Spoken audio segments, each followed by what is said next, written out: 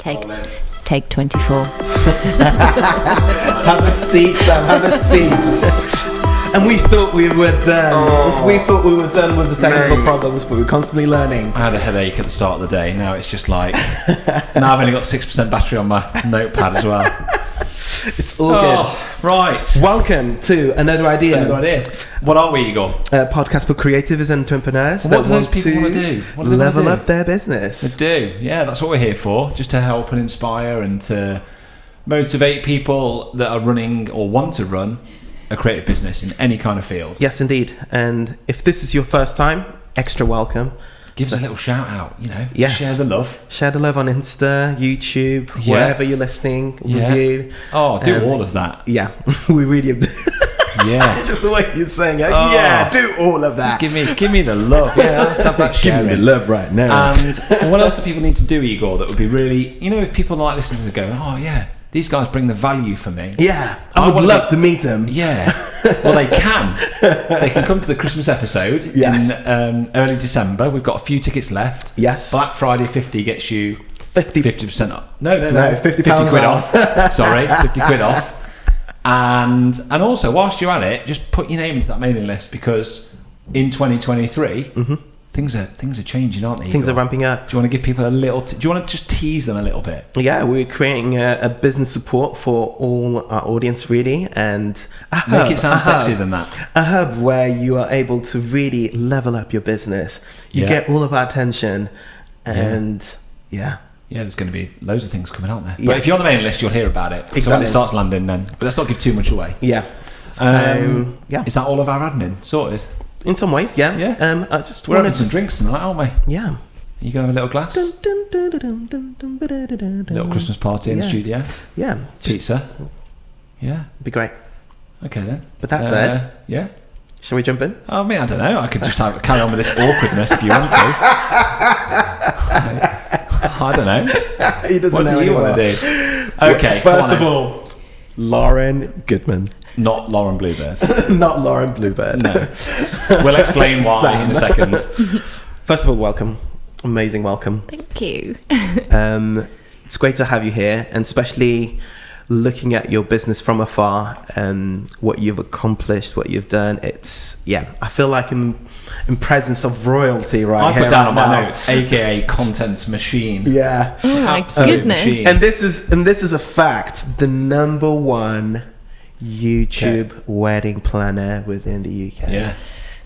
Incredible, really. Yeah. Like, just the volume of content that you put out, Lauren, is just quite remarkable.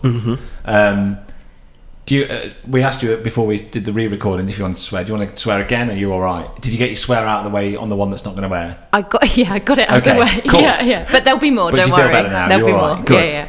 Good to have you here. Thanks for coming up. Oh, absolute pleasure. I'm excited. Awkward silence. That's all right. It's just where we're like kind of going, who's going to ask the first question? Hey, look, this is our first ever episode we've ever done. No, it's not. Obviously. No, we do know what we're doing sometimes. But no. Where do you want to start, Igor? Start from the beginning. That's what I was thinking. Just tell us about you. How you sort of like... How do we know Lauren? How has this come about in some way? Say, start in the early years in some ways. What were the things that very much got you going? What was your character like? And it's a very big open-ended question. That's about like it. Just give us. Just give tell us us about you. That's vast. That is very vast. 4.5 hours later. Yeah. I mean, I can tell a story. Yes, please. We love stories. God, I do not come from weddings and events. I am very random. I'll take you back. I was an ice skating coach. Well, actually, I was a professional ice skater, first of all. That is amazing. That's amazing. I was a British champion back in the day. Wow. I think it's safe to say, Lauren, first and foremost, you are the first British champion ice skater we've had on this podcast. I don't think we've had any others, have we, Igor? No.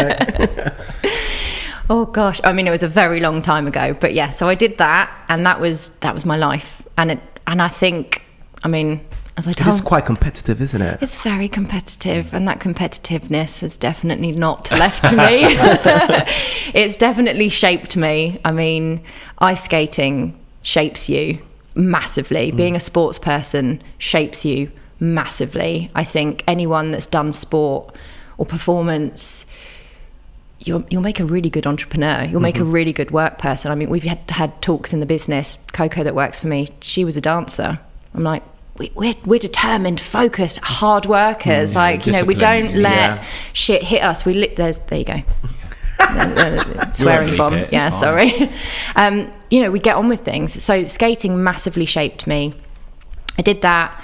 And then at 19, 20, I became a coach. I decided to end my amateur career in skating. Even when you're like doing Olympics, you're actually classed as an amateur. It's weird. And when you become a coach, you're then professional. That is ridiculous. It's very odd. I ended it because I had a really tough time. My last year, I moved over to an ice rink in London, and I would say that I mentally was not in a good place. The coach there was really nasty.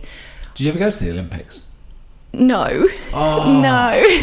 No. I got put on the junior British squad. So I stopped. I was British champion at 16. I was I was then moving up to juniors. My ice skating partner, I did ice dance, Torval Dean style. He got a bit too big for his boots and would only turn up to training 1 day a week. So it was just me on my own. Wow. He quit 5 weeks before nationals the next year. Wow. Dumped me. Massive disappointment. And then I really struggled to find another partner that kind of compared with. I had people coming over from France to try out with me. I had people coming over from America to try out with me, and it never just really worked. And I don't think I didn't want to leave England either. I'm a bit of a homebod. So I ended up sort of settling to skate with boys that just weren't. It makes me awkward saying it, but weren't as good as me. And yeah, the last year it was just a real mental battle at this ice rink, and I had my head down the toilet every morning I arrived. Like, I'd arrive late and then I'd be in the toilets because it was uncomfortable. It was horrible. God, I got in deep really quick, didn't I? Yeah. Sorry. This is a story. Welcome to your therapy session, Lauren. Yeah, sorry, I told you I can go off on one. So I decided I'd had enough. Like, I really just got to a point. I was 19. I wasted my talent, as in, like, I could have carried on and really pushed, but I decided that I just wanted to coach. I was done with all of that. And I got offered a job at the rink that I trained at, so I worked at Guildford for 12 years, and I absolutely freaking loved it. I loved it. I still love skating to this day. Like, it inspires me. My favourite thing to do is choreography. Because the creative side, I mean, you know, I was running my own business. So there's all these things that when I was coaching. I'd love to go to an ice rink with you. You know, like the Christmas ones. You can see like the competitive. Everybody's just like struggling to like stay on their feet. And then Lauren just walks on. What's that movie? Is it Tonya? Is it? Tonya. Yeah. I could see it. Just yeah. It's still there a bit, not the same. But I don't know, like, coaching was absolutely amazing. It was my life. I'm still passionate about it. I really, really love it. Choreography was my thing. The creativity. There were so many things that in those 12 years as a coach sort of were almost lining up ready for me to take into my next chapter. And I loved training kids. I loved getting kids to go from 4 years old to going to nationals, like helping them achieve their goals, seeing them succeed, teaching, which I'll talk about, I've learned is actually something I love doing and I've taken into my business with weddings and all the other things that I do. But unfortunately, I ended up leaving the business. Actually, no, hang on, rewind, Lauren. I just jumped about 4 steps. I always needed more. I always needed more. There was something in my brain that was like, this just isn't fully giving me enough. There was like a scratch, an itch that I needed to scratch. Not very good at sayings.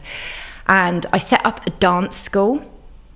Random. Set up a dance school. Basically, I am somebody that will stick my fingers up to someone if they sort of say that I can't do something. Well, I'm going to show you that I can do it. And I wanted to choreograph the pantomime on ice.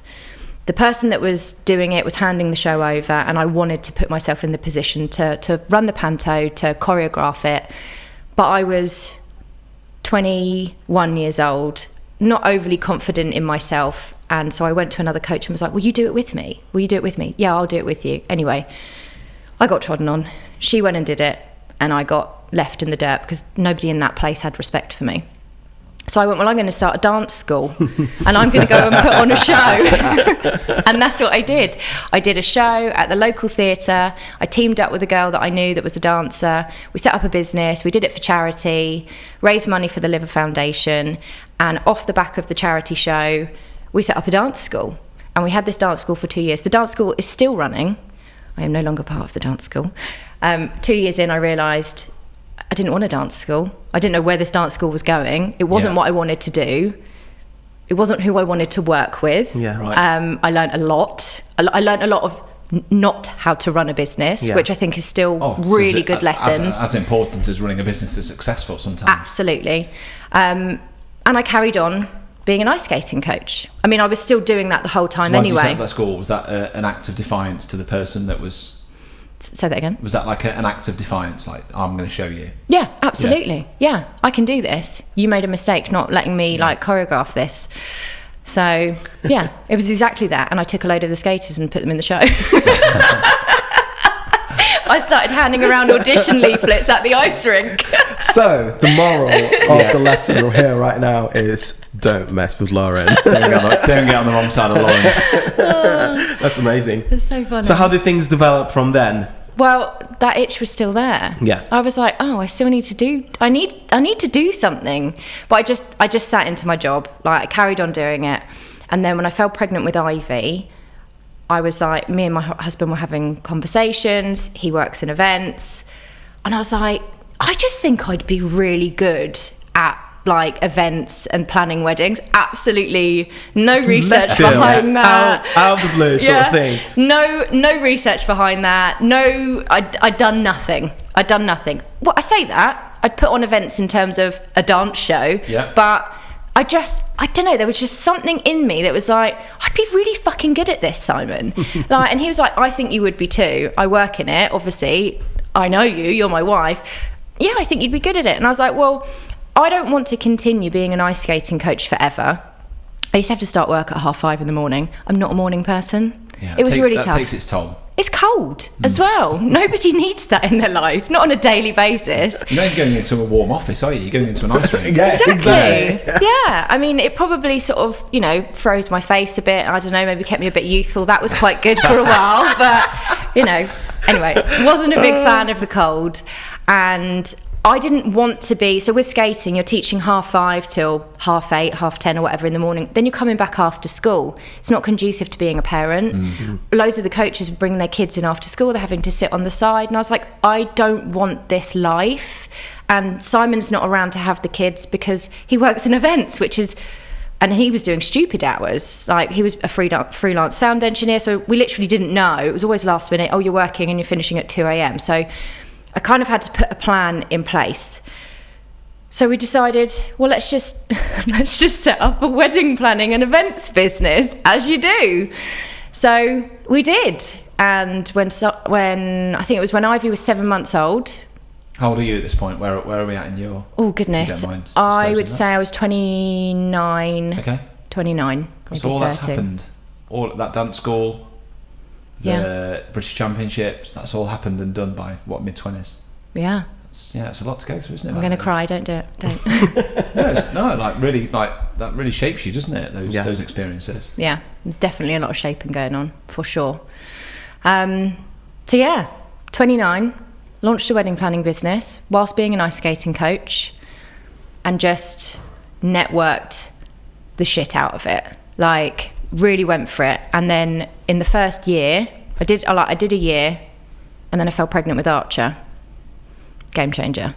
2 kids is really hard. Yeah. We all know. But before I had Archer, and this is where things really change, I walked out of the ice rink. It wasn't even a plan.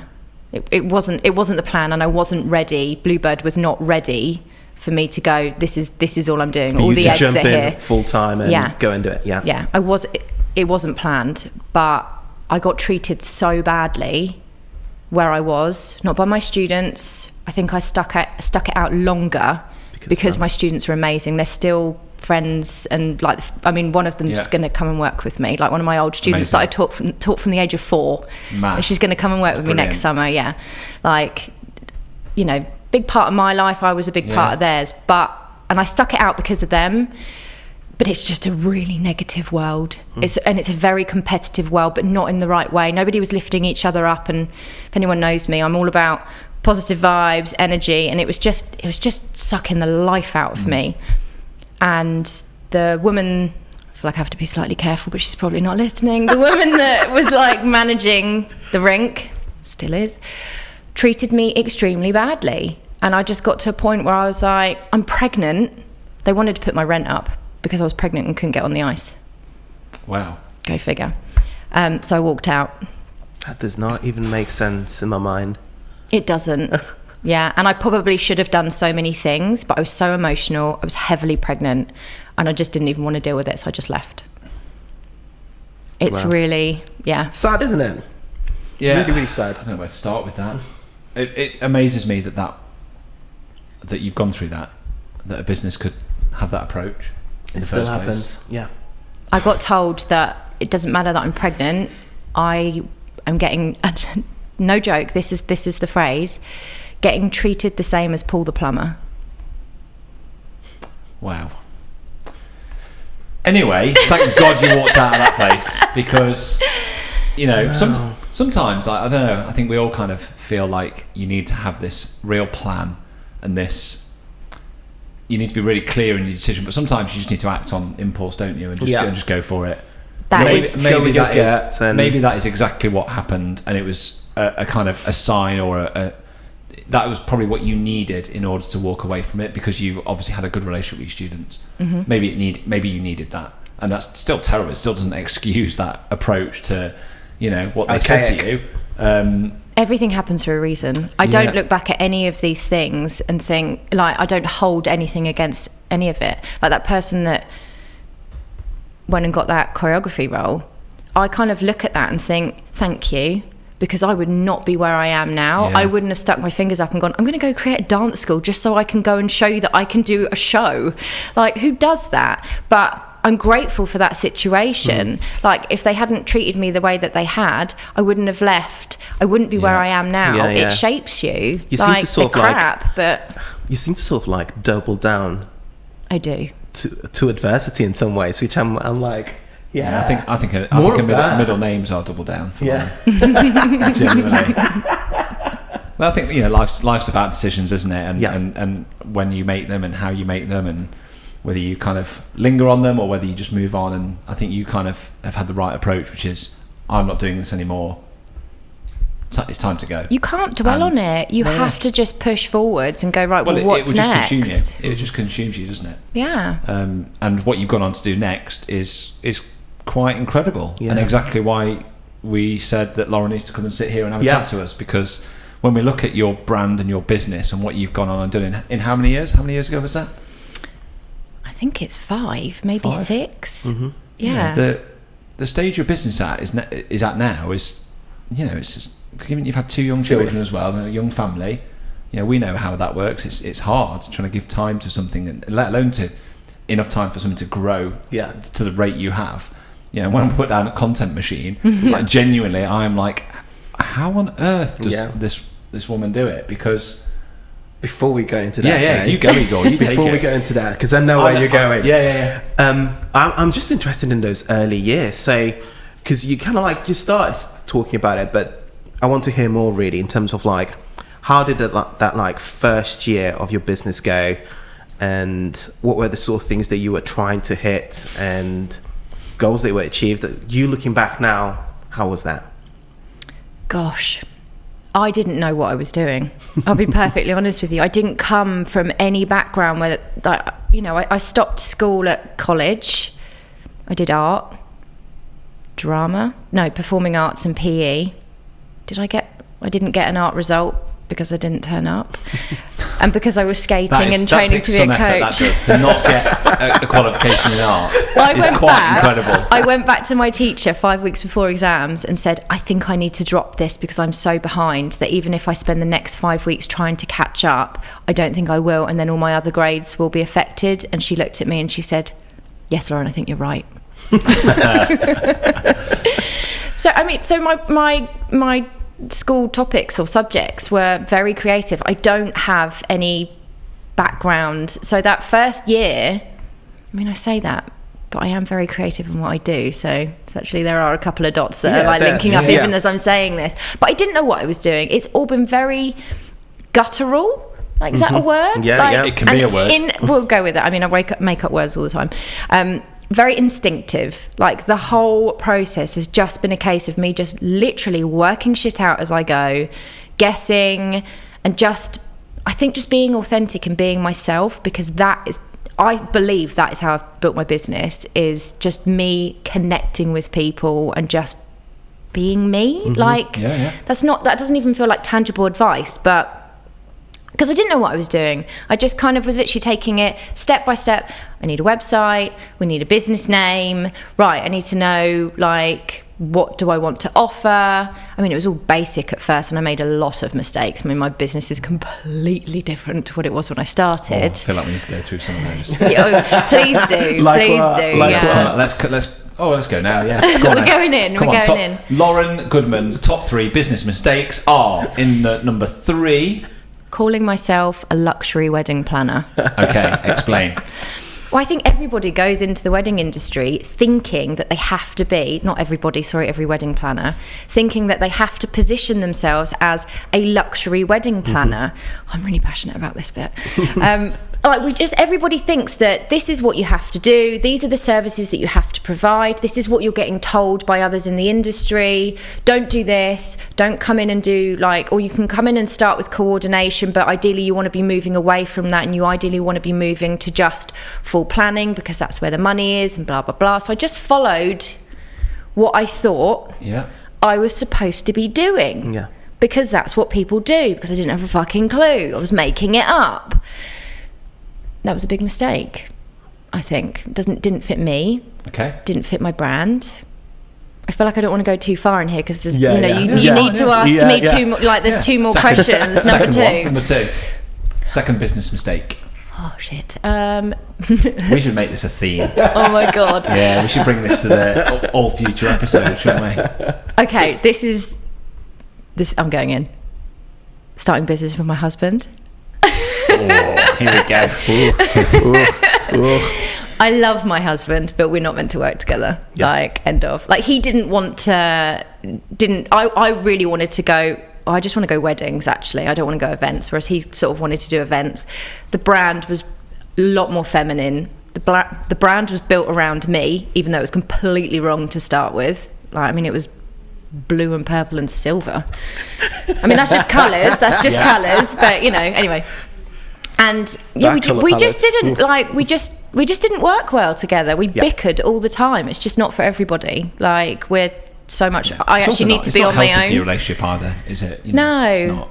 And he could listen to this and go, no, that's fine that you said that, because I agree. Yeah, we didn't work well together. Yeah. Like, I would just tell him what to do, and then he'd get annoyed. Like, I'm a bossy pants. Yeah, I think we know how that feels, don't we? Definitely. Yeah. Mistake number 1. Or number 3. No, I think I went 3, 2, 1, but it's fine either way. Sorry. Oh god, I can't think. I mean, we have just dropped this on you, so don't I know. Yeah, no pressure, guys. Number 3/1.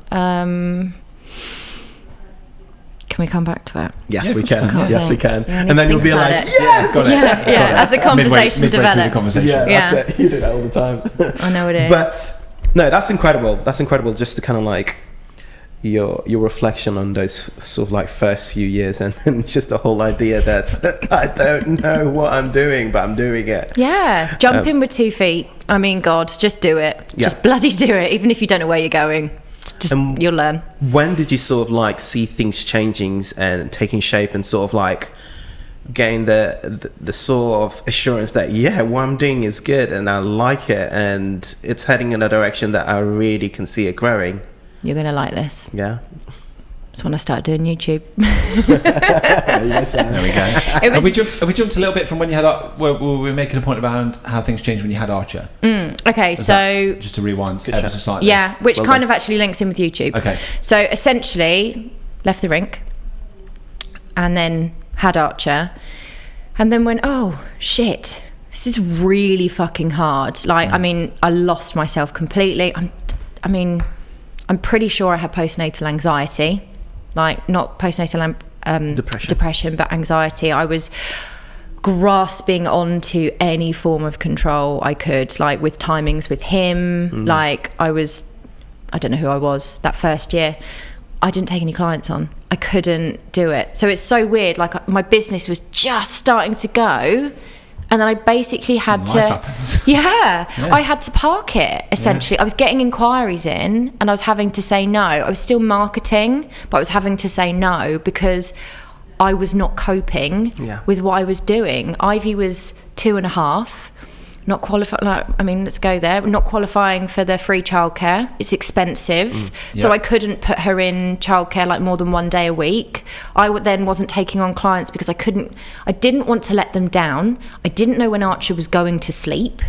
So I was like, how can I commit to a client and do all this work when I actually don't know when I'm going to work? I was working every evening. I was still doing bits, but it was a horrible year. Yeah. No sense of structure. No structure. I didn't know who I was. I hated it. Like it was hard. I don't think anyone really prepares you for those early 2 or 3 years, do they? No, they really don't. And I'll share this because I just think it was one of the best things anyone's ever said to me. Like if you're thinking about having kids, I don't know. When you have one child, it's life-changing. It really does tip your life upside down. When you have 2 kids, it's game-changing. Like absolutely game-changing. Like it's a completely different game. Yeah. So that was tough. But what I did do, because I'm somebody that can't stop, has to keep going, but I couldn't actually take on clients. So I was learning, I was researching, constantly thinking about my business because it was the only thing that I had. Yeah. It's your own thing. It's sort of like away from the kids and your baby. Exactly. Yeah. And I needed something for me because I was losing me. Can feel the emotions. They're there. I needed something for myself. I'm somebody that constantly has to be working. Like it's weird. It's part of me. I love it. So listening to podcasts, doing all the things, and I was like, I need to do YouTube. And in that time, where did that come from? Well, basically, I decided. So this is kind of where the brand started to shift because I had this realization. And this goes against the whole luxury thing and where I suddenly went, no, I'm not luxury. There's nothing luxury about me. Like I am everyday Lauren. Like I'm relatable. I'm a people person. Like I was like, what about all the people that can't afford this luxury wedding planner? There's just this whole market of people that need access to how to plan their weddings and they don't know how to do it and nobody is sharing anything. This is a time before everyone was giving tips on social media. It's only a few years ago. No one was giving away free advice at that point. Yeah. And they're being missed and that really upset me. I don't know why, but at that time, it just really upset me. I was like, they need help. They can't afford to have a planner the whole time. Some people actually just want to plan their own weddings, but they don't know how to do it. How can I help them? These are my people, actually, because I didn't have a wedding planner. But I didn't have a clue what I was doing. And I just got on with it. How can I help these people? More research, more podcasts, blah, blah, blah. YouTube. I'm going to do YouTube and I'm going to set up Bride Academy and I'm going to work and I'm going to have a Facebook group and I'm going to help these people. And I don't know where I'm going with it yet. Maybe I'll have a membership or a course, all these things. But this is where we're going to start. I love this recurring theme of I don't know what I'm going to do with this or where it's going to go. But I'm starting. I'm just going to give it a shot and figure it out as I go. Like it's such a refreshing approach. And we've had people on this podcast that have spoken in a similar tone about just giving things a shot, and it's one of those traits and personalities that's so often overlooked. It's like this just like lack of fear, just giving it a go. Yeah. But like so many people look from the outside in thinking, oh, they've been fortunate. Look at their business. They've obviously had some help or like a slice of luck along the way. But actually, really, what you've done is just gone, I see something here. I'm going to go for it, and we'll figure it all out as we go. Yeah. It's great. It's so good to hear. That's exactly it. Sometimes you just have to get on with it. If you know you want to do something, just try it because you don't know. And you might fail, and that's okay because that's a lesson too. I mean, look at the dance school. was a bit of a shit show, to be perfectly honest with you, but I learned so much. And actually, I can say that going into Bluebird, okay, I didn't know what I was doing, but I did know what not to do. Yeah. So that was a good place. But YouTube was when things really changed. Studio Ninja, Igor. Here we go. Yeah, I'm off again. But I just wanted to talk about one more thing, because I think, and I'm not here to criticise one of our sponsors, but I think they're missing a trick. Ooh, shots fired. Tell us what so you're thinking. It claims to be designed by photographers for photographers, which it is. It is designed by photographers for photographers. So I'm not arguing that. But it's not just for photographers. That's it. So much I just think it's for anybody that's in a service-based industry. This piece of software is invaluable.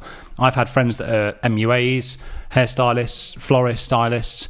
You name it. I've had them all reach out, and I've given them sort of guidance and setting them up that have gone on to use Studio Ninja and like, this is invaluable for our business. Yeah.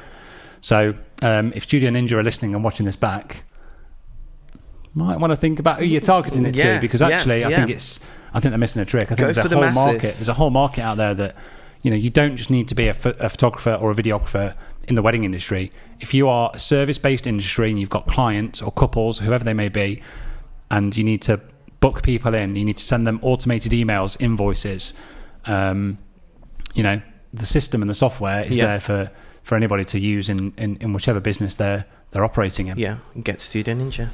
There you go. So what's the discount code, Igor? You should know it by now, because I've told you a few times. Let me see. I wonder what it could be. I'm guessing. I'm joking. It's another idea. It's that simple. So if you go to Studio Ninja, type in that at the checkout, and you'll get 50% off for the whole year, and you'll get the first month free. You get the first month free, and then another idea gets 50% off their first annual subscription. There we go. There you go. Sorted. Go get it. But YouTube was when things really changed. Changed the whole business. I'm not allowed to mention the C word, am I? Do I have to skip? Do I have to skip the 2 years? You can say what you want. Right, yeah. No one listens to this, Lauren. Yeah, no one listens or watches, so don't worry. It's basically the three of us. 37k streams afterwards. Yeah, no one will hear this.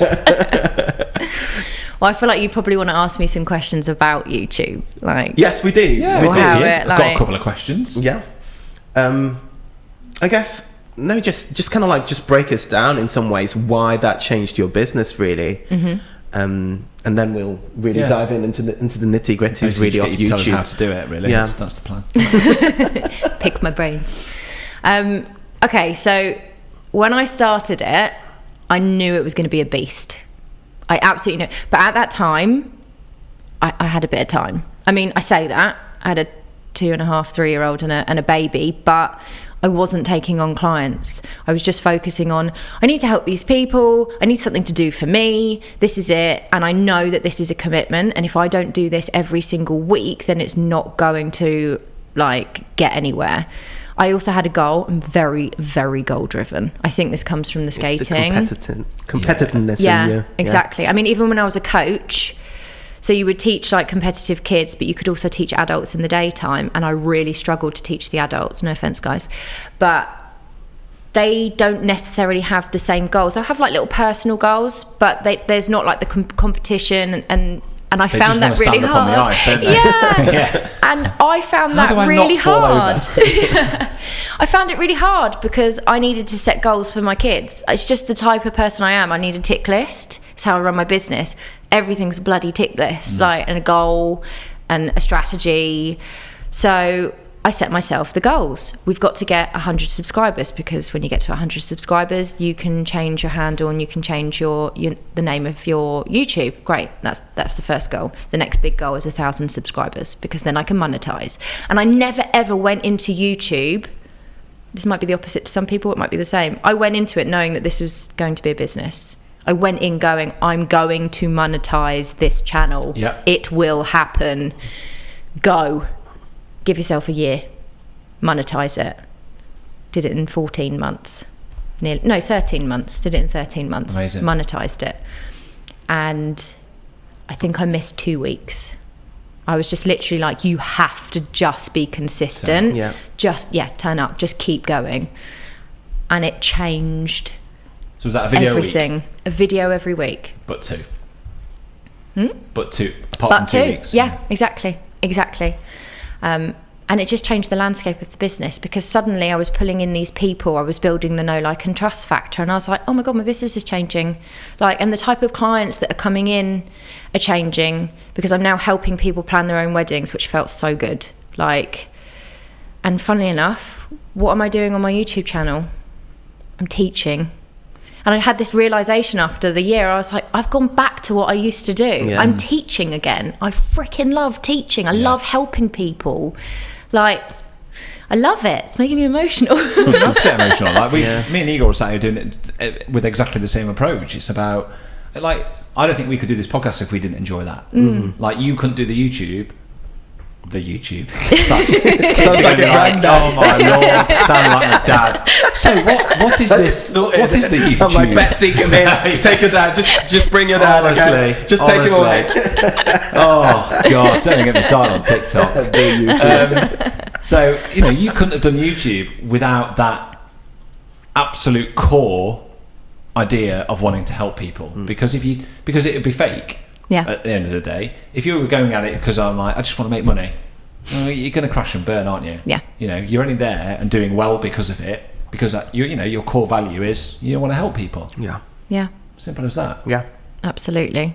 But yeah, it massively changed the structure of the business. And are you still doing weddings at this time, or are you just kind of? Because in my head I'm like, how on earth have you got 2 young children? You're doing a YouTube episode a week. Like, I've got one YouTube video out, and it took me God knows how long, and I'm like, I keep going, I'm going to start YouTube, and I'm like, where on earth am I going to find a day a week, at least a day a week, to sit down and go, right, I'm going to do a YouTube episode? Like, it's a commitment. How have you done it? Like, tell me your secrets. Like, how have you managed to have 2 young children, run a bit of obviously the wedding business, I assume, had kind of dipped off a little bit at this point. Yeah. But it's obviously now ramping back up because people are all of a sudden going, hey, let's go to Lauren. That's it. So I think both my kids went into childcare in October or November of 2029.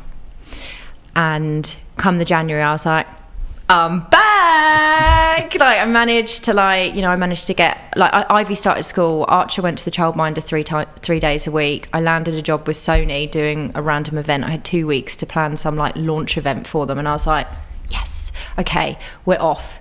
I mean, that's random. That was a really random job, but I was like, yep, I'll take it because I'm back. I got some weddings booked in. And so this is 2020. This is 2020. Oh, yeah. So literally, you know where this is going. I don't talk about this often because I think people sort of think that the business has been going for years and years. But now when you look at it and you think, I just started, then I had to pause, then I had 3 months of I'm back, baby, and then that happened. Yeah. But so many people will relate to that, because I think we've had other people on the podcast that were in a similar position that kind of getting back on their feet, starting again, and then that happened, or were literally just starting a business. They'd made that leap, and then all of a sudden 3 months in, they're like, the world stops. But you know what? It worked in my favour. I know what you're going to say. I don't know what I'm going to say. It worked in my favour because I'd been building the YouTube, obviously, over 2019, and I was building this Facebook community. But people were then coming to me for coordination because I'm helping them plan their wedding, but then they don't want to go to anyone else to manage it on the day because they know me. I've been planning it with them. Yeah. According to them, and that's the key, isn't it? They feel like they genuinely know who you, like they know you. They do. Like you've connected with them. Yeah, they really do. They say it on the calls, like, I found you on YouTube. Like, I can't go to anyone else because they're not you. Yeah, exactly. Like, game changer, absolute game changer. Some of them sit there on the inquiry calls, really quiet, and get all awkward with me because I've been on their TV, which makes me like, it's weird. Absolute superstar. I know what you mean. It's just so, like, it makes me awkward. I'm like, no, stop it. Oh my God, Lauren's here! Don't I feel really embarrassed. No, that's really great. That's really great, and it's completely really real. So good. You should be so, but you should be so proud of it. It's incredible, really, that you've like your approach to this sort of 4 or 5 year period is incredible. That you've just literally just gone for it. I made a decision to go YouTube and go right. I'm all. It's this kind of like recurring theme. It's like I'm all in now. Like, I'm all in. And this is where people fail at YouTube so often because they can't commit. And if you can't commit to doing it weekly, because let's be honest, right? It takes time. Yeah, it does take. It's a commitment. Let's break down what you put into YouTube. Like you talk us through, the initial stages of kind of creating content, like coming up with an actual content plan, and knowing, because I found personally, like the biggest obstacle for me is going, right, what am I actually going to film? And if I spend a bit of time and just sit there and go, right, hold on, I can just create these videos. If I content plan it makes it feel a lot more manageable. So just take us back to those early stages of planning, and then through to kind of how long you spend to film it, editing it, that entire process. Yeah. So when I started, it was obviously very different to now. I'm really speedy now, but I'll take you through it. So when I first started, I would say I actually had it blocked out, each section and how long it was going to take me. And I mean, it was a process. And the channel was massively building throughout 2020 as well. And obviously everyone was at home watching YouTube, That's what we're guys. saying. I know what you're going to say next. Yeah, exactly. Yeah. I mean, I'd hit my 1,000 by that point I think I hit my 2019. Yeah. So 2020, I hit the 1,000. And it was just building and it was building. But in terms of time, so I had time at that point, because what else were we doing? Not working, or just moving weddings. But I was literally, so I would script out, I would start off with like, right, these are the topics that I'm going to cover. Then, how much do I tell you here, guys? Everything. All of it. Yeah. You're not let me get my notepad. I've only got 3% though, so I can't use it too much. But yeah, I can just watch the episode back. I'm going to watch the episode back. There you go. So obviously like brainstorming like a load of ideas. Then you're working out your titles. Titles are absolutely fucking key. If you fuck those up, you're not getting searched. YouTube is not a social media. It is a search engine. Buy the biggest search engine. It's Google. Titles, thumbnails. Get them wrong, not going anywhere. You're absolutely not going anywhere. So TubeBuddy, I'll give you my link. TubeBuddy, okay. Yeah. TubeBuddy is absolutely key to make sure that you're hitting the right title. So I would do that. So I'll come up with my ideas, then I check it. How searchable is this? What's the competition? Yes, that's it. Let's not share this one with anybody. Absolutely nothing. This is just going to go straight into the archive. Yeah, that's it. Okay. So TubeBuddy, What else do we need? So I would then check all the titles and make sure that they're actually like, what's the competition on this title, on this type of video? Like, how much is it actually being searched? You don't just come up with it. You go and look at what else. And that used to take me time. Like Answer the Public, going and checking on there. What are people actually searching for as well? So I used to do all of that. Then I would write up my hook, like my script. So you do your hook, like your intro.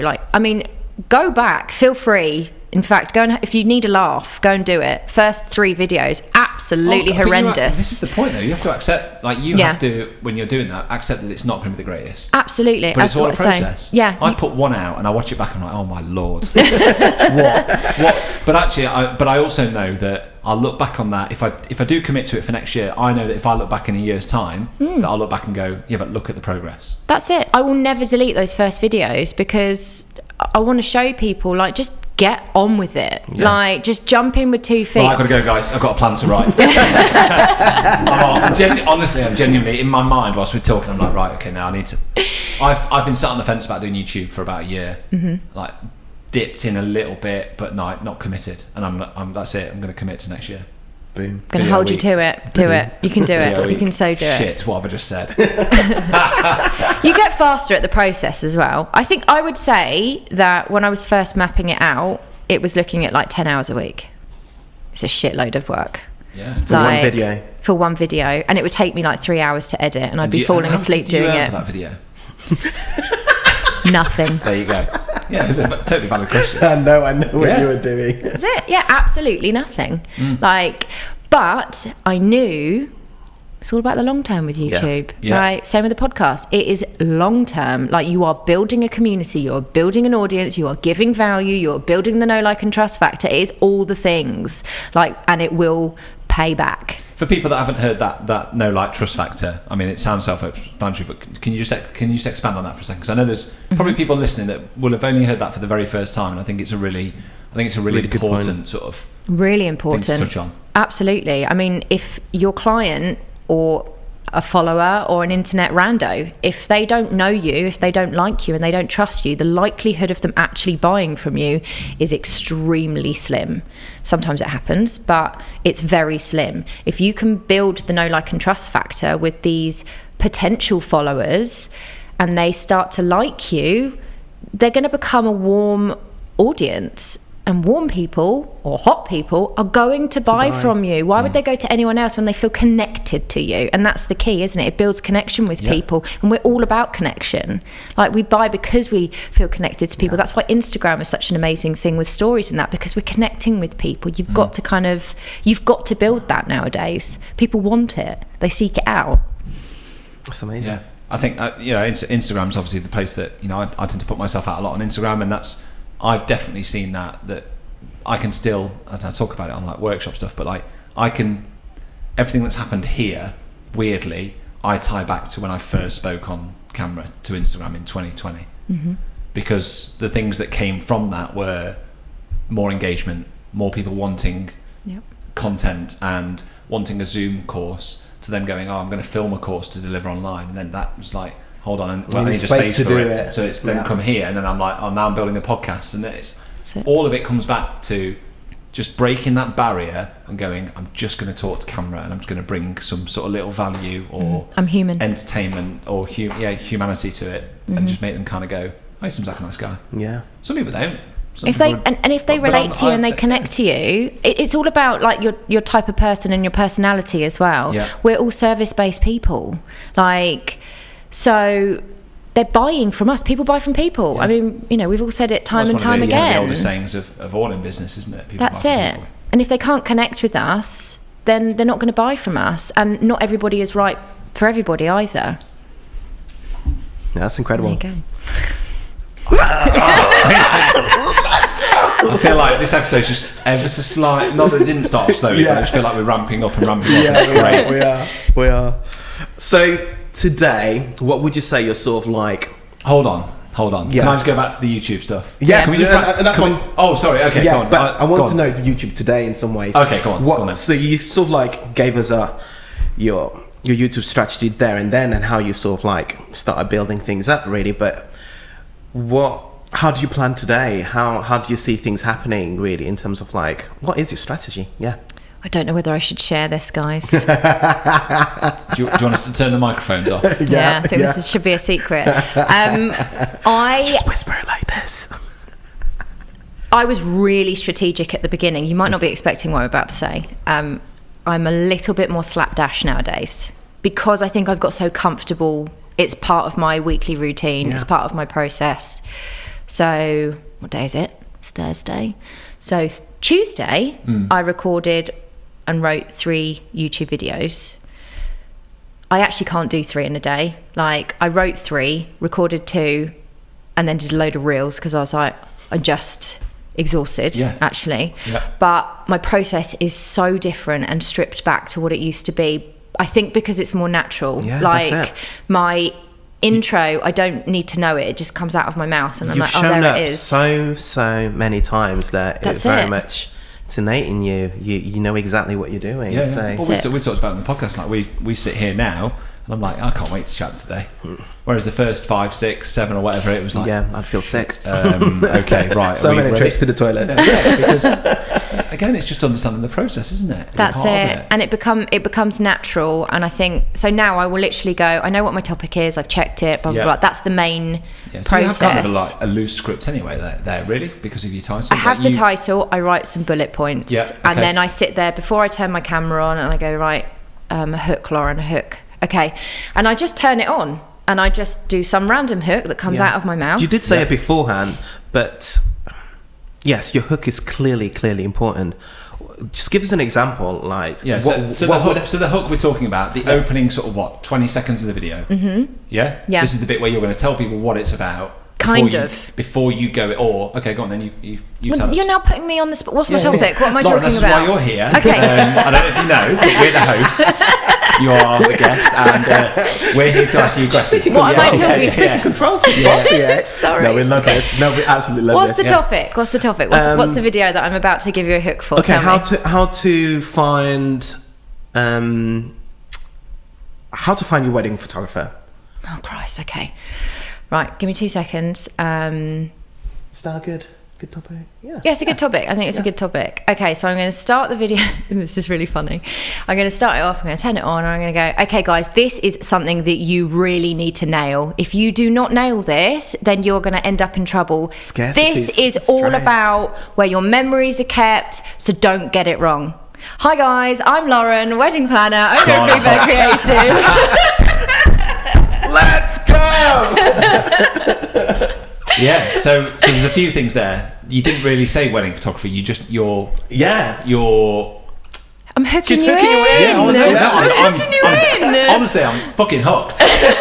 But it's about kind of playing on that fear a little bit. Absolutely. It's like that kind of, They want to know more. You want to keep them watching as long as possible, and you've got to get them past your boring intro. Hello, my name's Lauren and I'm a wedding planner. Like, you need to get them past that, but you also need that because if they're new and they don't know who you are and what you're doing, and straight away, in some ways, you kind of like you make them look forward towards what's coming up. Really, absolutely, it's all about view time. Yeah, amazing.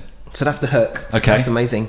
So do you usually tend to sort of, like you said, you do bullet points? Do you tend to script it, or do you usually tend to go for bullet points? Never anymore. Never anymore. No, I never script it anymore. I literally just chat. And I think because I know what I'm talking about, so much now, that I can literally just reel off a chat. I think if somebody's starting out, let's just say, I don't think it's not the wrong thing to do to script it. I think if you feel absolutely script at the beginning, script it and give it a go. Keep it clear and concise. As you grow in confidence, I suppose that the plan or the hope is that you're going to feel more comfortable and at ease. Exactly. With, those little breaks inside. Like, you don't need to talk at like 100 miles an hour and be like on it. It's like you're allowed to pause and breathe and just absolutely, and you can edit it out into it. Yeah, of course. As well, I will now just do it in one long video. Yeah.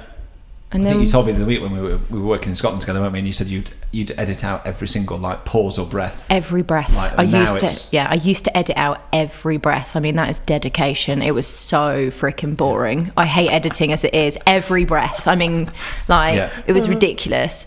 But YouTube is very much about their longer videos, but people still want to consume content quickly. Like, I mean, we know that TikTok, Reels, like all the things, it's shorts now on YouTube, faster and faster, isn't exactly. So I was like, right, let's just make this really fast. Like, they don't want to sit there watching me breathe, but like they don't want to see me like having pauses, and that's fine when you're filming because you can edit it out. Of course you can. I now don't edit out every breath. I've got probably slightly lazier because I think I can, because I have a community, but also I think I was probably being a bit too anal.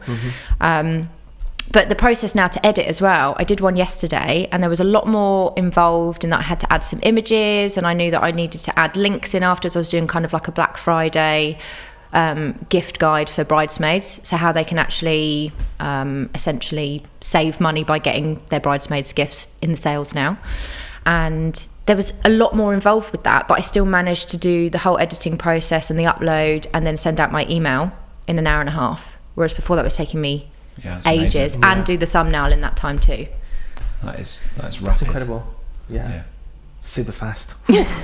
But it's just learned over time, isn't it? Yeah. You were never going to do that straight off the bat. Absolutely What's not. your kind of, so just for people out there that are watching or listening that are like, okay, I need to give this a go. Just talk us through your setup. What are you filming on? Microphone wise, how are you editing? Basic. I'm so basic. But this is the point I want to make. Is that I think a barrier for a lot of people is that I need the best kit. I haven't got $4,000 to spend on a camera and $1,000 to spend on these Shure SM7Bs. But we've got 3 of them. That's a nod to Simon. If Simon's listening, we love you, Simon, for noticing that one. Thank you. Very, very, just wonderful audio quality through these, isn't there? Hello. But so just talk us through your setup, just so that it makes people kind of feel. It's literally basic, and that's something I want everyone to know. Like, you do not need complicated kit. I use my phone. I don't have a camera. That's going to blow a lot of people's mind, isn't it, straight away? Yeah, I use my phone. And yes, I have, I think it's an iPhone 13 Plus Pro, something or other, some letters and things, I don't really know. Because it's now got the blurry background on the cinematic thing, which is nice. So we started using that. There you go. But I've always used my phone because I don't believe YouTube is about really, really high quality. It's about providing value and just getting it out there to people. And maybe one day I'll decide to get a camera to use for it, but I don't feel like I need to. And I literally, so now I have my phone, make sure you're filming on landscape, by the way, guys, and a ring light. It's in the ring light thing. And microphone? No, that's it. That is it. Wow. Oh yeah, no, that's it.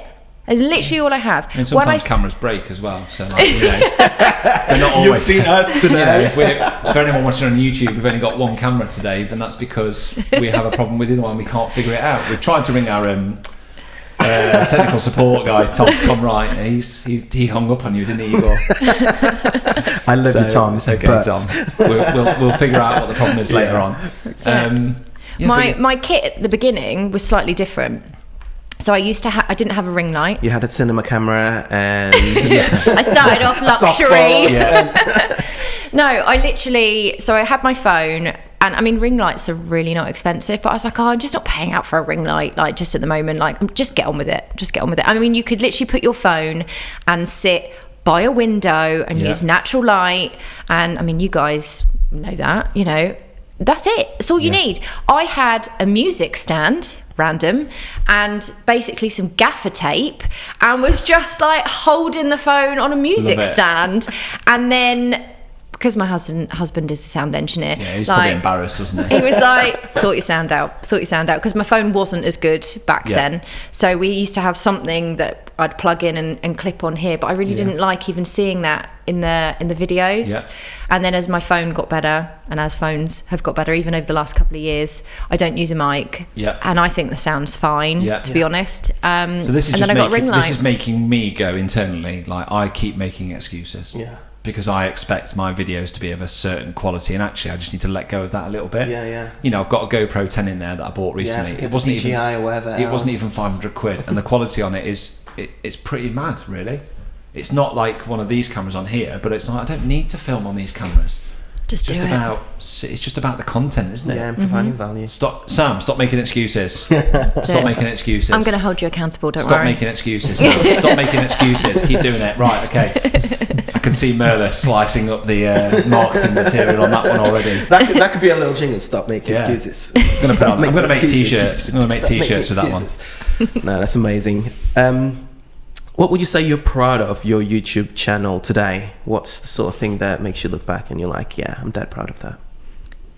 The messages, the emails, the DMs from people that I have never met, never heard from before, and they'll sneak up in my DMs and tell me thank you, because you massively helped me plan my wedding. I mean, I won't even know who Sally from, Rotherham. Yeah. I was going to say Scunthorpe. But sorry for any Sallys living in Rotherham there. Actually, my mum's called Sally, so that's weird. I just came out with that. But I've helped her plan her wedding, and she's so grateful, and that is everything. Yeah. That is everything. Knowing that you've made a difference. You can't really put a price on that, can you? You can't really put You can't. Yeah, like just having that kind of that feedback. It's pretty incredible, really. Yeah. It absolutely is. It absolutely is, and obviously it's completely changed the game for business, I would say. So where do you see it going now? Where's you say it's changed your business, it's shifted it. Where do you see the kind of the future of Bluebirds? Oh. Where's it going? Sam. So, Igor, Studio Ninja. Yeah, let's talk a little bit about our sponsor. And I was wondering about what we need to say in this little section, because I really want to talk about just how vital it is to my business. And one thing that came up recently was in my own business was that I was thinking about whether I need to get a VA on board. Mm-hmm. Like, do I need somebody that's going to help me just perform some of the admin tasks? And when I looked at it, and it really boiled down to what do I need somebody on board for, I realised that I don't actually do much admin. Yeah. And I don't do much admin purely because of Studio Ninja. Yeah. Everything's automated. My invoices, my diary, my questionnaires that I send out, email templates, chasing up invoices. Everything's fully automated to the point where it doesn't take a huge amount of my time anyway, so it kind of defeats the whole point of a VA. So for me, it is a very integral part of my business. And I think when you're running a business, you're self-employed like we are, being efficient, being productive, making sure that things run in the right order. If you find yourself doing any kind of repeat task, you have to say to yourself, why am I repeating this? Automate it. And if you can automate it, then that's it. And that's really where Studio Ninja fits in with me and my business. And they have very kindly given us a discount code, haven't they, for this podcast? So what's that discount code, Igor? Another idea. And Another Idea gets you 50% off your first annual subscription. Yeah. So it's just a no-brainer. I mean, I wouldn't even be hanging around. Just go and look at Studio Ninja. Just go and do it right now. But thank you very much, guys, for sponsoring this podcast. We love you. We appreciate you. Keep it up. We love Studio Ninja. You say it's changed your business, it's shifted it. Where do you see the kind of the future of Bluebird? Where's it going? Places. Again, just going to let you know, this is a podcast and it's a discussion. It's a very Sorry.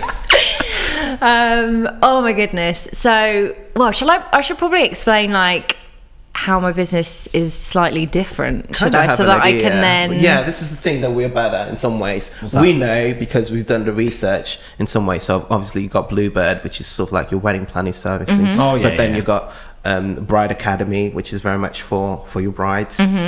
And is this the kind of thing we should have done at the start? Exactly, that's what I'm saying. That's exactly what I'm saying. It's our fault, really. But yes, you go for it. You take it away. Okay, so, at the minute I focus in mainly on coordination for couples as opposed to planning, which is a little bit different to a lot of companies in the UK, but... Can I just ask what's the difference between those two? Just to be completely transparent. Yeah, absolutely. So full planning is when you take a client right from the beginning of their planning process and you help them plan their whole wedding all the way through, literally doing everything with them, and then obviously being present on the day. Coordination is when you're essentially stepping in right at the last minute, they're planning their own wedding, YouTube, all falls into place, and then you are stepping in and you're helping manage the day. Okay. I love that. Yeah. That for me, and I've just learned over the last couple of years, that is what lights me up.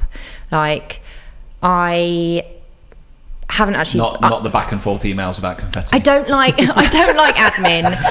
I'm a self-diagnosed ADHDer who's actually going through the process of hopefully getting diagnosed, which basically means I need dopamine, guys, and being on an event is everything. Oh, it's a massive rush. I love it. I absolutely love it. Yeah, I love problem solving. I want to be busy. And you're like, I'm on it. It's just me. I just absolutely love it, and I love helping people. Again, that's what I'm doing on the day. I'm making sure that they're having the best day, and I'm helping them.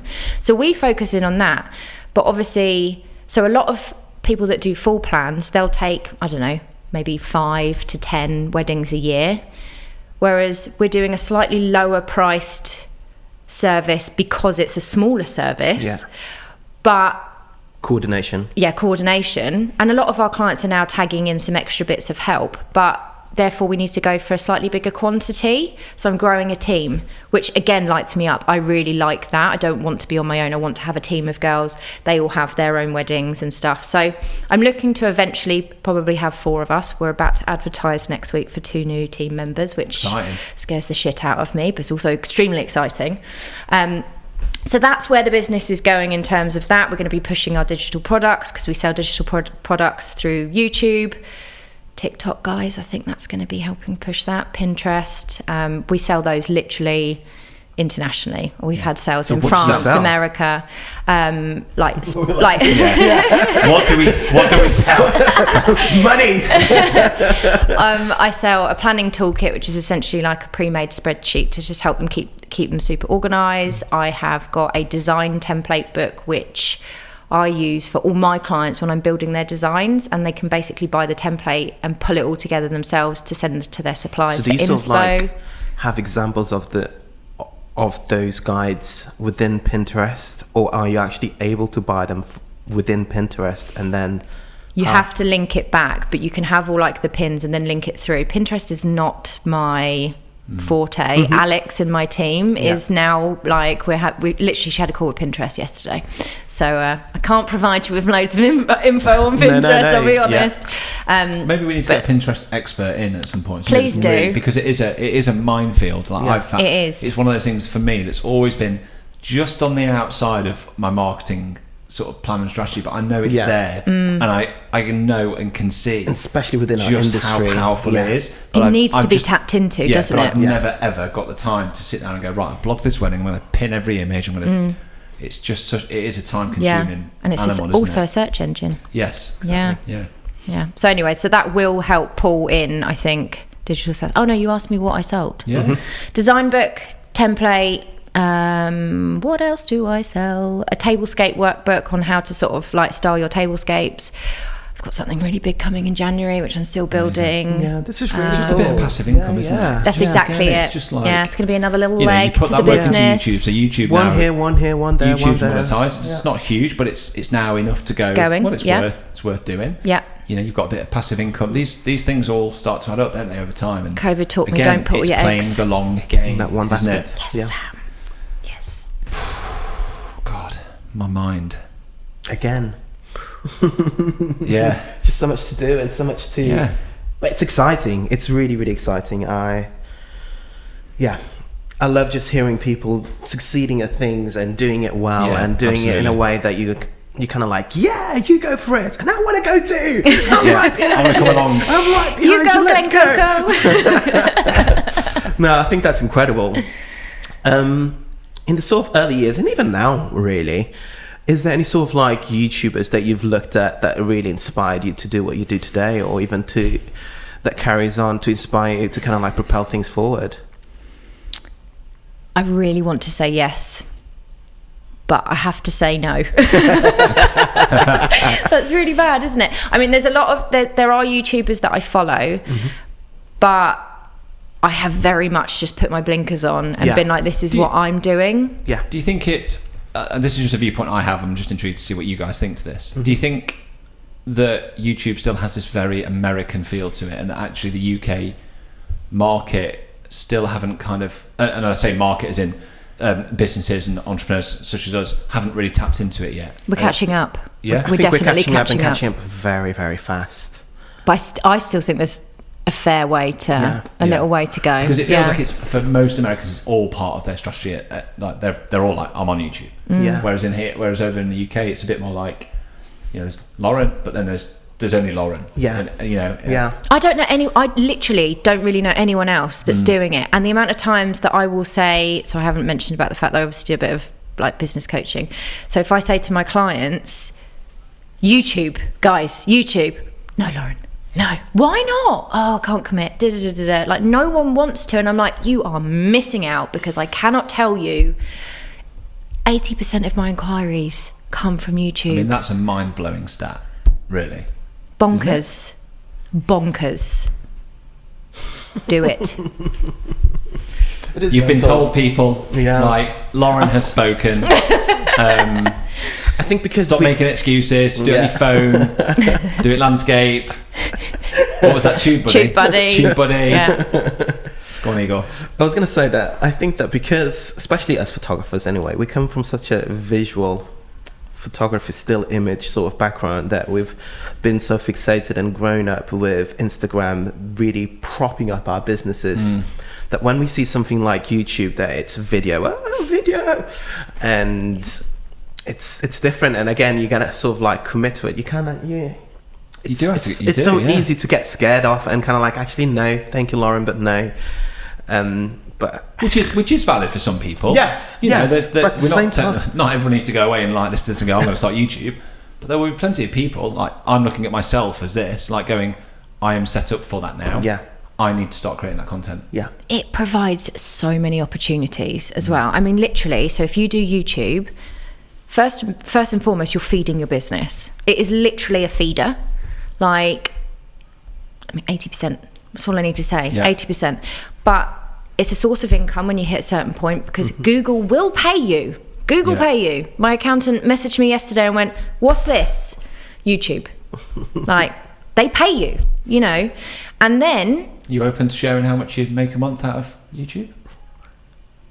Okay, because you've asked. Thank you. The audience will love this. That was and we so would love cheeky. This. And cheeky. we would love this, to be fair. It's not loads at the moment. I think I'm hitting £300 a month at the moment, and it's going up. And January, ask me again in January, because January, it literally, right now, it does this.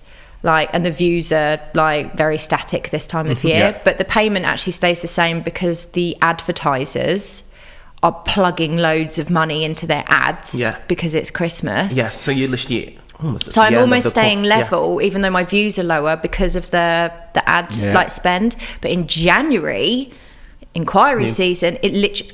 I'm just sat here with my finger up, but it goes like that. For people listening, Lauren's just done a vertical with her finger. Gone from it was there for about 30 seconds. Yeah, and then it literally spikes up, absolutely spikes. But yeah, so hopefully that will go up next year. It will, and it also depends on what your videos and content is about, your niche, the types of ads that are going into them. I mean, that's there's so much that comes into play with how much you earn and your CPM. Yeah. But so you can get paid from Google, you can feed your business, you can sell digital products like I do. So these people are coming in from YouTube. They're the ones that are buying my digital products. So it's feeding that. And then there's brand collaborations. We have brands reaching out to us. Can you feature our brand on your YouTube video? I mean, the amount of times we say no. I got approached by a sex toy company recently asking if we'd like to collaborate on my YouTube. I was like, I do not feel like this is aligned. Wow. That's and here you go. This is for your honeymoon. I just know. I would not feel comfortable promoting that. But I mean, we say no most of the time, and then if we feel like it's relevant to our audience that they would benefit it, then great. We've teamed up recently with a bridesmaid's dress company, and it's been amazing, absolutely amazing. I've been able to offer discount to my clients by working with these brands. You know, we get a little bit of a kickback as well, which is lovely. It opens up so many doors just from one platform. So when people haven't got time, I'm like, but have you not got time? Exactly. That's it. Gotta walk in that room. If you want to stay having all your eggs in one basket and earning just one type of income, then stay as you are. But if you want to open it up, then do YouTube. Oh man, that's why I love doing this podcast. I just want to keep on asking more. Go on. I really do. But looking at your YouTube, the YouTube, Sam. The YouTube. It's so clear to see that you've got such a high volume and value of content going out. How do you keep it up? It's hard. It is hard. And we all know that wedding season this year was one, wasn't it? I slipped. I actually slipped. I put my hands up. I could not keep up with all the video content during peak wedding season this year. Something had to give, and I had to be kind to myself. And I was like, it will survive. My channel will survive. My community will survive. There's enough content on there. We're at a place where it's okay. It had to give. When do you post your videos? What day? Wednesdays, 1:00. Okay. It's the best time of the week. Okay. Yeah. Ooh, yeah. Just another note. Yeah. Take all the juicy gems, Sam. It's fine. 1:00 on a Wednesday. Most I'm weeks. Put you in my favourite numbers. Lauren YouTube. Not even Goodman. Just Lauren YouTube. I forgot what you asked me. I asked, how do you literally put out such high volume and value of content, really? But in some ways, you kind of answered it, really. There's a lot of repurposing going on as well. That is the key to staying on top of it. And content strategy. Explain. Okay, so should I go through Are we starting the episode again here? We're just we're an hour and 10 in. It's great. Okay, go on. I think a lot of people panic, don't they? Because they think, how are you doing YouTube? How can you do Instagram? How are you a blog or TikTok, which we're trialing out, which is great. How can you create all this content? It's just so much. what did you say? Content machine. Yeah. But it's just a case of having strategy and repurposing the shit out of your hero strategy or your long form content. Sorry. So my long form content is YouTube. People that aren't on YouTube, it might be a blog, it might be a podcast. So that is like your top hero content, long form content. It's then just snipping the hell out of that. Yeah. Like, we'll put that on the blog, you know, that's great for SEO. Like, you literally just write it up and you throw the video in and you link it up and hello, you know, they're friends and they do their thing. And then you make a load of pins to do with that or on the blog. So that's done. Over to Pinterest. And then you can do a carousel. I mean, let's not go into that today, but Instagram and static posts, I mean, it's a dying out thing, isn't it? But anyway, you know, it's still providing value. So you can do a carousel on some of the top tips from the YouTube video. You can do a reel on the top tips from the YouTube video. You can do a story with literally like, it's just gone live. So here we go. It's not as if you very much would repurpose. When I say repurpose, literally take snippets of your YouTube video. You won't do that. You will record a new form of content, but very much based on that YouTube video. Yeah. Amazing. Yeah. So it's not, once you've, like, for example, I suppose the prime example is you create a reel. Mm-hmm. All you're doing is repurposing that reel. That might as well go to TikTok. So might as well go to YouTube this Shorts. Week, I have Trello, my favourite, my friend, Trello. Big love Trello it. fans here. And I was voice noting Alex in my team, who sort of helps with my marketing. And I was like, Alex, I just feel really confused. Like, I'm throwing stuff over to TikTok now. We need to be doing shorts as well, okay? And I also think that you should just be throwing it on Pinterest because, you know, you should be. So, but I can't remember what I've posted on Instagram and I can't remember what I've posted on TikTok. So I've written checklists, and every piece of content I sat and recorded about 10 reels the other day. I was like, right, they're all on there and they've got a tick checklist for TikTok, Instagram, Pinterest Shorts. So once we've posted it on one, just make sure we tick it off so we know where we're at. I mean, for all the other types of content, we have so much strategy, but for that, for some reason, we had nothing. And the other day I was like, right, get your shit together, Lauren. Like, where's the checklist? Because we've only started using TikTok in the last month. So now I just share across, but they're different beasts as well. You don't post the same stuff. You can't post the same stuff on those platforms because they won't hit. Yeah, it's interesting, isn't it? That's amazing. Gosh, you're right there, Sam. Yeah. No, good. You just want to run into the office. I feel like again, and let's and sit down and just start planning. But this is exactly why you're here. It's exactly why we have this podcast. It's exactly why we asked you up to Derby to talk, and like you've bought the value. Yeah, I mean, very much so. I want to squeeze a few more drops. You go. I mean, it's okay. You got about a few minutes because this Coca-Cola's kind of. No, you did mention it slightly beforehand, but you said that you had one of the sides of your business is very much business mentoring. Mm-hmm. How's that going, and how did that come about, and where do you want it to go?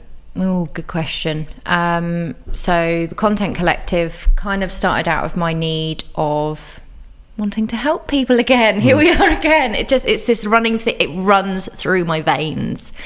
And throughout the pandemic, people were coming to me, and I had huge imposter syndrome. I'd always wanted to do coaching because I love teaching, but I was like, I haven't been doing business long enough. I'm not even like successful enough. I can't coach people. Why would anyone come to me? Put that in a box. But then people started coming to me, I think because of my content strategy, everything I'm putting out, and they're like inspired by it or whatever. It shocked me that people were coming to me, but then I realised, okay, well, people are asking me these questions and I'm messaging back and giving my time for free. Hang on a minute. Hang on. So I started just offering a little bit of coaching, really low level, just to kind of gauge it, really. And I loved it. I really loved it. And it ended up building with me going, right, I'm going to do a podcast because, again, I just love sharing knowledge. I can't believe we talked about that as well. Right? Another piece of content I have to create. Anybody listening to this is they've literally got their head in their hands going, I'm not doing enough. How did she do it? Yeah, we did. We set up a podcast. That was literally like, I'm not doing a podcast yet. I don't have time to do a podcast. And like Coco and my team, she's like, you want to do one though, don't you? And I was like, yeah, no, I do. And she's like, you're too busy. And I'm like, absolutely. And then, you know, about a month later, we're doing a podcast. Okay, we're doing a podcast, because that's what I do. I just jump in and go, we're doing it, fine. So that happened, and we're just wrapping up series 3. So I do series because time. Yeah. Because I have the YouTube as well. I need to make sure that I'm just fitting in sort of 10 to 12 episodes a season, have a break. Otherwise, I don't have time. So I do that, and that's very much just, again, about sharing. And so I do that. I do a bit of mentoring. I don't really push it too much because I'm still focusing in on the wedding business. I need to get that to a certain point. I've got like a plan. There are plans for the Content Collective. I've got a lot of plans for the Content Collective, but I'm sitting in it right now. I'm growing my community. When people can see that you've been successful in your field, doing what you're doing and creating content, it feels like the natural next step, doesn't it? It kind of feels a little bit to what, like, similar to what we've done here, in that, like, people look at what we've done, and now it's just a case of how can we help businesses that are on that bottom rung of the ladder. How do we help them climb it quicker than they could climb it by themselves? That's it. And either businesses want that or they don't. If you're smart and savvy enough as a business person, you're going to go, I'm going to look at people that are doing it beyond me, and I'm going to help. They're going to help me get there quicker. There'll be some that go, I don't need that, and they'll climb the ladder. Fine, no problem. But if you can, you know, make something of it, and you have the opportunity to support and help them, and they're willing to, you know, pay for your time and advice, then what an amazing, you know, relationship and future you've got. It's great. We've been doing a lot of I've been doing networking as well. It's literally just something. I'm really into hiking. Are you on a different time zone to all of us? Do you, like, have you discovered something that we haven't? Lucy asked me this in the car. How do you fit it all in? And I was like, but I don't know any different. This is just do you wake up at 3 a.m.? You start work at 3:30 in the morning? I work in school hours, guys. I don't know how I do it. I don't have the answer. I don't know. I do. Wow. I think you've probably learned how to be really, really effective, and I have. Yeah. I think being a parent makes you the most efficient person. It does. You have to be. Yeah, you have to be. Yeah, absolutely. Honestly, I think I think this will be an episode that people will watch or listen to, and they'll go, I'm going to bookmark that and come back to it. Yeah, that's it. Because I think it's going to take a while for it to digest. Just to digest everything, really. You've brought so much. You've got me and Igor sat here thinking, which I think is always a sign of a really positive guest. So thank you very much. Should we wrap up on the final question? Mm-hmm. So, just something we like to ask all of our guests now, or have done for the last sort of half a dozen episodes, and that is, if you could go back to being sort of 14-year-old Lauren again, what would your words of wisdom be to that 14-year-old Lauren? I wish I knew this question beforehand. I feel emotional even thinking about this. I was very naive at 14. Very naive. Very much sort of guided by everybody else. I think when you're in that sports environment, though, I think you are in a bit of an unusual place. Not many people are in that. No. They don't have that level of discipline at that age, I don't think. Yeah, I very much let everybody else make decisions for me. I only realised this recently, actually. I was like, I was very naive. Everyone made the decisions. Everyone was driving my future. I don't know what I'd say to myself. I didn't know what I wanted to do. I thought I wanted to be a skater. Maybe just be confident. Like, everything will be okay. I don't know. Like, I literally, like, I almost feel like when I think back to like 14 years old, I wasn't confident. I didn't have many friends. I really struggled at school. Skating was my everything, but I let other people drive me. I don't think I really knew where I was going or what I was doing, but I look now and I'm like, whew, it's a fucking journey. Honestly, it kind of feels like to me from the outside that the one thing you lacked in those years was that control or that self-control. Like, you keep saying people were driving you, and actually when you actually get that control, like you've just completely taken control of everything, which I think is a really incredible thing. It looks like you've just grabbed the bull by the fucking horns. God, I'm going to fucking take this now. See you later, guys. I think you're right. I think you're absolutely right. All the decisions I've made, all the things I've done, it's just been a case of, well, we're doing it. Yeah. And yes, you bloody are. And some. I haven't got anything else to add. I mean, it's just incredible. need to go and lay down in a dark room. And can I go to the toilet? No, seriously. Thank you so much, Lauren. You've been absolutely incredible. A joy to speak to, and I'm sure that you'll be back. And we'll grill you another an hour and a half or however long for. Because your passion for your audience, your passion to help and just coach and just impart from your heart to whatever. You've got so much to give, and that's so evident. So where can people find you? What do they need to look for? Bluebird_creative. You can find me on basically all platforms there, or Bluebird_content collective for the pod and all those bits. I mean, if this episode isn't worth a shout out and a little share on your stories for that, I don't know what is. Again, so please thank you very much, Lauren. Loved it. Should we go and have a drink now? Yes. Thanks, guys. Well done, team.